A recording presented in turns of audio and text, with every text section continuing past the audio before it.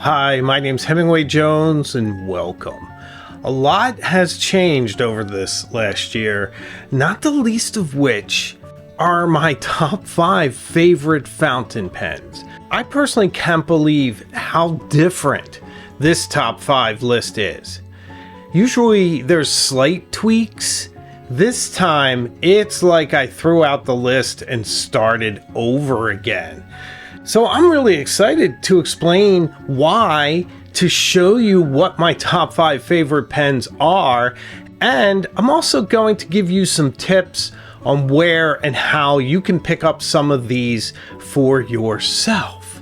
I also want to list what my favorites were the last time we visited my top 5 favorites, and that was a year ago, so that we can measure the progression. So join me today, won't you, as I share with you my top 5 favorite fountain pens. So it was in late 2024 when we last visited my top 5 favorite list, and it was a very varied list, and similar to this list, I do restrict it to one from each brand because there are some brands I love so much that it would be very heavily loaded, and I feel like that makes it a little less interesting and it makes me work a little harder, and I like to challenge myself. So that is something that is always a part of the list, and it is again. Okay, so last time my top 5 favorites were the Pelican M800, which is still an absolutely amazing pen. I have it in blue and black. Got it from Atlas Stationers. Fantastic fountain pen. It works for almost everyone's hand. It's elegant, it's flowy, it's beautiful, it's Pelican, it has fantastic history behind it. It's a solid choice. I do love that pen. My second choice was the Montblanc Bohème. You know, I picked up a new Bohème this year. Is that going to be on the list? I guess we're going to have to see. The one I picked up this year has a gold cap. It's the Bohème Douai. It's a lot of fun. These are little clockwork pens. They're incredibly impractical. They're a little mad, but I love them for that. I love that they're great writers. They slow you down. They make you a little bit more intentional when you use them. That's kind of fun. So will my new Bohème be on this year's list? Wow, we'll just have to wait and see. Another one that was on the list last year was the Lamy AL. So basically the Safari in aluminium. A beautiful pen. I love Lamy Safaris. They're a perennial favorite of mine. I'm always reaching for one. I love the cursive nib. I love the stub nib. Medium nibs, very flowy, little boring. These are ubiquitous. You can get these anywhere, but is it on my list again? We'll see. The Magna Carta Mag 600 was also on my list. It's a brilliant flex nib pen, one of the best, but then often I reach for a vintage Waterman. Can any flex nib match a vintage Waterman? So does the Magna Carta remain on this list? You've heard me speak that flex writing is something I'm doing less and less of. So possibly. And the last pen that was on my list last year was the Waterman Edson. I had just received it. I bought it at the Washington, D.C. pen show. I've been speaking about it, perhaps raving about it ever since, and their prices have been steadily climbing on the secondhand market because it hasn't been made in 25 years, so it's the only way you can get it. But is it on the list this year? Well, we're about to get to it, so let's measure how much this year's list has changed. So in this last year was probably the year that I hurled the most criticism of my fountain pen career at the venerable house of Montblanc. I found that their nibs are getting inconsistent, which is very disappointing because they normally have just absolutely brilliant, smooth nibs. That's the whole point, right? Writing experience. As much as I admire them, and I do, I love that they're a little mad. They put out these crazy pens, but I went through this whole Wes Anderson fountain pen fiasco that was such a titanic disappointment, and I had such a difficult time just trying to return it to them. It was just an incredibly sort of disillusionment between my idea of Montblanc and what they were actually delivering to me in a sense of customer service and performance and pen spec, let's be honest. So all of that may have happened, but I think you know that I'm still kind of a Montblanc fanboy. So would it be possible that I wouldn't have a Montblanc as my favorite? I do, but maybe not the one you think. For years, it's been the 149. It's also been the Montblanc Bohème often. It's a fantastic pen. But this pen, I think, reflects my attitude with Montblanc right now. And that is the Montblanc 147 in Bordeaux. Yes, it's so amazing. This fountain pen was a runner-up last year. I agonized over whether I would choose it or the Bohème. I love the color, first off. I love Bordeaux as a color, and it reminds me of that lost and amazing Montblanc Bordeaux ink that used to be out all those years ago. I really wish they'd bring it back. In the 90s, these pens had a quality. You just get the feeling that they were worked on a bit more, that they were loved, that they were crafted. That Montblanc wasn't the luxury juggernaut that it is today. It was a different sort of luxury juggernaut, but it definitely had a little bit more attention to the kind of detail that demanding writers like you and me demand from our fountain pens. Now, this particular pen is very interesting. It's a traveler pen. It came in a case. I still need to buy one. I have to find one secondhand. That you could carry it with some cartridges, and it would be your travel companion. Now, it's a little crazy to travel with a Montblanc pen, but I did it. I took it to Italy, and I had a grand time with it. I did find that it quit on me when I first arrived, but once it started flowing again, it was brilliant. So something about the flight made it suck its ink deep inside of it. It was afraid. I mean, we all get travel anxiety. I can understand that. But this pen is interesting. It has this interesting fill system. I rather wish it was a piston fill. So I may yet try to find one that's piston fill, and the new ones are the 146, but I digress.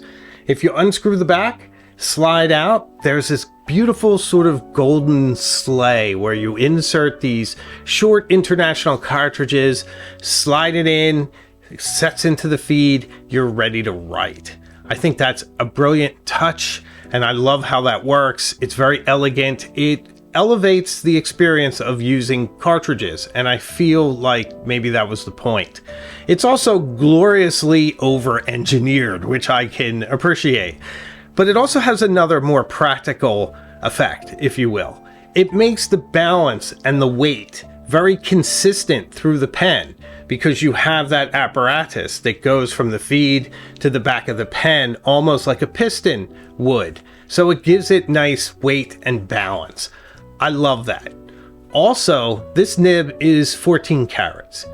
Now, the difference between 14 and 18 carats, if you were to blindfold me, I'm not sure I could tell unless it were a heritage nib that has a bit of that softness.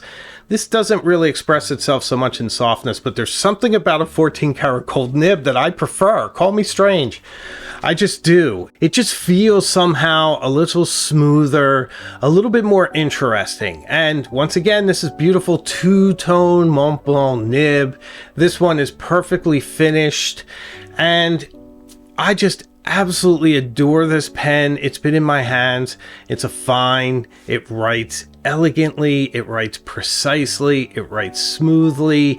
It's perfect for the office, perfect for home, perfect for journaling. And how do you put any other ink color in here beside red? I don't know.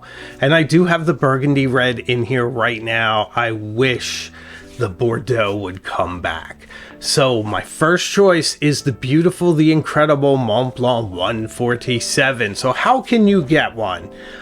I do see these, and I see them on two places. I see them on eBay, and often on eBay, They want entirely too much money for them, far more than they're really worth. They usually say something like stunningly rare color. Now, sure, it's a rare color, rare-ish, but it doesn't mean that it's worth twice as much as it would be otherwise. So I think for something like this, you want to keep it in the $500 range if you can. Where can you find something like that? I would suggest a pen show. A pen show where you can look a seller in the eye, convey your passion, maybe get an excellent price, maybe buy 2 pens and get a package deal, something that's mutually beneficial to both of you. But I think that's probably the best way than somebody who is behind a screen on eBay that's just waiting to get that top price. So I do suggest that if you're shopping for a Montblanc, that you look at the vintage ones, because I hate to say it, but I just feel like they're a little better. And if you're a little upset about scratches and things, you can polish them with Polywatch and make them look beautiful as if they're brand new, but it's part of the pen story. Why not just leave it? So there you have it. My first choice, the Montblanc 147 in Bordeaux. My second choice today is from a fountain pen brand that I've never tried until this year. I bought this pen to make a video I've been thinking about forever, because the character of Hannibal Lecter in the Hannibal television series used one that was similar. This is the St. Dupont, the fountain pen of a psychopath, which I thought was a fun video title. But the pen itself is amazing. Why? A couple reasons. Not the least of which is its nib. Is it 14 karat? Is it 18 karat? You'd have a hard time figuring it out because it's made out of steel, but it feels like you're writing with the most polished, smooth gold nib you've ever used in your life. And that's amazing to me. It is so precise that it's one of those pens that I would use if I were doing my ledgers, or if I were doing some really specific small writing. Now it's a fine, it's such a precise fine. This fountain pen puts down ink in such a disciplined way, in such a smooth, constant flow of ink. The feed works amazing. And I just love the look, the aesthetics of the nib, where the grip slightly overhangs the nib. The nib comes up almost like an old Sheaffer, like an old snorkel Sheaffer model. It's just so unique and writes so perfectly. I have not been able to put this pen down. Now, how is it a little strange? The aesthetics are interesting. It tapers to a pretty fine point at the back. You cannot post this pen. It's sort of bracketed with palladium and black Chinese lacquer, I believe, in the pen body. And I say I believe because I didn't get a spec sheet with this, and it's difficult researching St. Dupont out there. So I haven't got all the details on it. I bought this one from Peyton Street Pens because it just looks so interesting, and I wanted to make the Hannibal video. And I thought that I would make the video, I would put it down, and it would just be out there if I ever wanted to pick it up again. But it's been glued to my hand. It's just perfect at work. It's got that whisper of luxury. It feels like a fountain pen that cost $1,000. And I mean in every respect. How it's crafted, its perfect balance, and that incredible steel nib. As good as any gold nib I've ever written with. Now, zero flex with this nib. That's the one thing. But it's in that Waterman Edson territory, which is almost unbelievable. If I didn't have both, I wouldn't be able to say this justifiably, but I do, and I can. It's just an interesting, elegant, sort of regal pen that's accessible to anyone. And I'm looking for that more and more. It's becoming harder and harder to justify some of the prices for these pens. $1,500, $1,200. for a resin-bodied pen with a gold nib, when you can get something like this for $225 that writes as well as any, that has its own heritage, that comes from a great country like France, that is just fun to write with, that is distinctive, that's beautiful, that's sort of seductive, that when you're writing with it and that nib is touching the paper, it's sort of glorious, and you see the ink pooling and smooth and there's no interruption. I've been writing with this pen now for a month and a half. It hasn't skipped once. It hasn't had a false start. It's been flawless. And I've put writer's blood into it to sort of match the theme of the video. And I feel like that ink matches perfectly with it. And now I've rekindled a love affair with that ink alongside of Oxblood. I may have to do a favorite ink video soon. But an absolutely brilliant pen. You can find these out there secondhand, at least in the United States. St. Dupont is not very well known. So it's one you can get and find, and I suggest you do so soon, because I probably won't stop talking about it, because it's just that good. And it's one of my favorites. Now, what else is coming up? Could there be a pen from last year's list that's also on this year's? It's a possibility. My next favorite fountain pen is going to, in some ways, contradict what I just said. But hey, I contradict myself very well. I contradict myself, for I contain multitudes.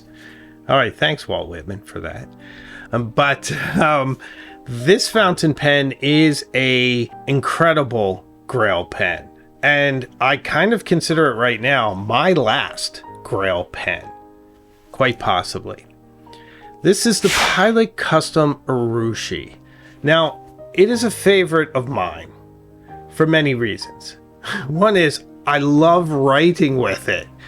It feels fantastic in my hand. Something about its girth, and it is a very large pen, just suits my hand, makes it feel very relaxed when I write with it. And it has that soft, bouncy nib from Pilot that's just absolutely glorious. Somewhat similar to the Pelican M1000, by the way.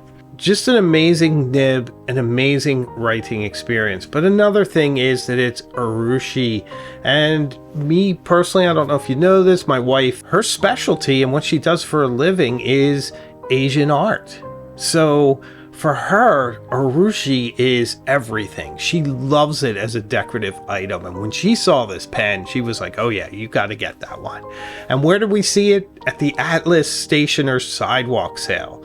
So this pen now feels like Chicago to me, to the lovely Schmidt family who I spent time with while I was out there, Brendan, my good friend, his brother Brian, all those lovely people, and that incredibly beautiful, welcoming city. And now by the custom Urushi pen that just makes me feel that glorious place and that incredible week I spent there. Now, $1,800 is a lot of money to spend for a pen. I do see these come up on Peyton Street pens sometimes. First, let me tell you, keep an eye out. Peyton Street pens, you might see it for around $1,000. Still a lot of money. I've seen them for $9. I've seen them for $11, $12. But once you get this, you'll know what I'm talking about. It's a unique, interesting, beautiful pen done in traditional Japanese decorative arts. Now, here's a really big downside. It has a Con 70 converter, kind of a typical converter. Seems a little ridiculous for something that's $1,800. I rather wish they upped the specs on the converter. Just make like a Con 70 Plus and put it in there with better materials. Something. Make an effort. But it's not a bad converter at all. I love the little push button action and it works gloriously, but it could have had a little better fill system. So that's the one downside, but it doesn't make me love it any less. Makes it kind of weird. I like weird, but an absolutely glorious pen that just writes amazingly, has a fantastic nib. I just love this pen and I use it all the time and I carry it around and it's big, but it's glorious. It is probably my last Grail pen. And does anybody actually believe that? I mean, do I actually believe it? I'm trying to hold myself to it. I am now sort of looking at more interesting pens in sort of neglected corners like St. Dupont and other pens. But there you have it. That is my choice. My next choice. Probably no one is surprised at my next choice. You don't get bored of the Waterman Edson in a year. One simply does not get bored with the Waterman Edson in 1 year. Come on, really? Yes, the Waterman Edson. I have to force myself to put that pen down. I love it. It is so interesting to me. Now, sure, the nib is hard as a nail. It doesn't detract. It's so precise. It's so glorious. It has this continual feed. You feel like there's a conveyor belt of ink that is lubricating the tip of that pen as you write. There is no false start, no hesitation, nothing. Just uninterrupted ink flow whenever you need it. It makes it fantastic for work, for home, for journaling, for whatever you do. And it is perhaps my most beautiful pen. The double barrel makes it luminous, makes it hold light, makes it radiate light. Absolutely incredible. I love that. The nib is inlaid. It has a bit of decoration that leads you to it. That is all very Art Deco and glorious. I said this before. I need to say it again. If Waterman would bring back the Edson, it would be my #1 pen brand, probably over Montblanc. I probably would pay $1,000 or more for it if its specs were the same as this fantastic pen. Now, on the downside, it is a cartridge converter pen. Make sure it comes with the original converter. This is the sapphire, the converter's blue. It's really fun. In those days, converters were often colored. They had different blues. Usually, I have some other ones that were kind of grayish, but very, very nice. So the tough part is, how do you get an Edson of your own? You can certainly find these on eBay, though I would suggest that you be careful. You want to make sure you get a very nice one in nice condition. I also see them from time to time on Peyton Street Pens. I know I keep mentioning them, but I quite like them and I trust them and I feel like I get good pens. So you can find these for $800-900 depending on condition. They are fantastic. They are rare birds, but they are beautiful writers. And if it wasn't this sort of chance sighting at Truffet's table at the DC Pen Show, I wouldn't have it. And it really has sort of changed my fountain pen passion, my fountain pen life, sort of recontextualized what fantastic and good writing can be. I just absolutely love this pen, and I just highly recommend it. If you can find one that works for the price that you set for yourself, I highly recommend it. My final choice caused me the most anxiety. I really had a hard time. I was weighing two different fountain pens, and I had to be honest with you, and I think it does show the shift that I'm having, where I'm looking to the past for the better pens. We have 100 years of fountain pens that we can shop in. Just because it's no longer made doesn't mean you can't find one, doesn't mean it's not a great pen. I chose the Sheaffer Legacy. Now, this isn't the modern Sheaffer Legacy. This is the one from 20 plus years ago that was made in the US, that has an 18 karat gold nib that's inlaid into the pen. The pen is sort of shaped like a torpedo. Yes, miss? What are these long, round, torpedo-like things? It is an Art Deco Palladium masterpiece. Shiny, like crazy chrome, fluted, beautiful fountain pen. And you can find these out there. They're usually around $500 or $600, but I've seen them as low as $3 and change. So keep your eyes out. I wouldn't be afraid to get one that's been well loved. I wouldn't. Just make sure the nib is fine. Mine has a dent, I believe, on it. It seems to play in the light kind of strangely. I don't mind. I've had this since those days in the early aughts, and it's been rotating through my collection occasionally, sort of like Saturn. It comes around every, 30 years into the sky. But nevertheless, beautiful, beautiful pen that I can't put down this year. I picked it up for a video I was doing, and I've loaded it with a bunch of different inks. I love to put like Darth Lilac in here. Right now it has Emerald de Chivor, which is a great color, especially if you're writing in autumn and winter. Beautiful, magical. So this pen, why is it great? It is probably my smoothest fountain pen. It takes the concept of smooth and turns it up to Spinal Tap proportions. It goes to 11, and it does it gloriously. It is so preternaturally smooth. You don't feel a lot of the paper. It still makes an incredible noise though. I love a good scribing noise. I want to hear a bit of that sound of the nib sort of etching words into the paper. That's what it sounds like. And especially when you sign your name, it just makes this glorious noise. I think because of the length of the nibs, probably vibrates a little. It's glorious. Glorious. But it's so smooth, especially if you're a light writer. It's just going to just write over every little imperfection in the paper and just give you this level, beautiful, smooth as glass feeling when you're writing. And that is rare and glorious and fun. And there are few pens that I love as much as I love this one. Now, it is a cartridge converter pen, and it has a converter in it. It's another colored converter, so you don't see what kind of a mess you're making with it with ink, which is nice. So how do you find one of these? Just be patient. You will be able to find it out there in the secondhand market.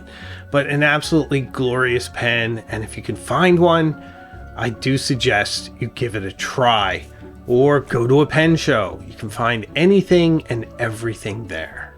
Okay, so let me run down some of my runners-up, the things I agonized over. The Pelikan M1000 really felt like it should have been on this list. I love that pen. I have Meiji no Iro in it right now, which matches its green and black body. It is such a smooth pen with a bit of bounce. It's interesting. It has a unique nib. All the things I love about pens. I love Pelikan. It's cute. It's got a Pelikan, but it doesn't feel twee. And I love that. So that almost made it.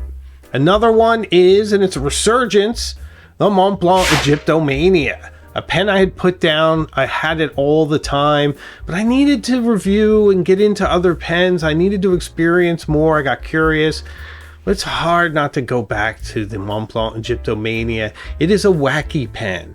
It has a hieroglyphic cartouche on it that basically says Montblanc. It has a sacred scarab clip. It has a beautiful winged scarab on the nib that is also one of the smoothest, most interesting nibs with the heritage nib out there. If you're going to buy a modern Montblanc, make sure it's a heritage nib. It's fantastic. I love that one. So that was almost on the list. The Lamy Safari, I love that pen. I reach for it all the time. It's kind of a go-to if I can't make up my mind to grab a Lamy Safari. I love it. I love the design. I did a bunch on the design this year in my channel, as you may have seen. And it's just fantastic. It's ubiquitous. You can find it anywhere, even on Amazon. That almost made it to the list. And the last was the Waterman Karen, which I got the Reflections of Paris and I took it to Paris. So that's very, very special.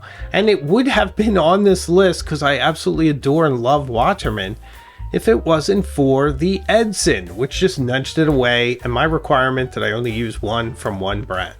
But the Karen is brilliant. And if you get the basic black, which I suggest you do, you can find it for $217. It's that much on Atlas Stationers right now. And that is fantastic because you get so much pen there. It's such a luxury pen for $217. It's a fantastic price.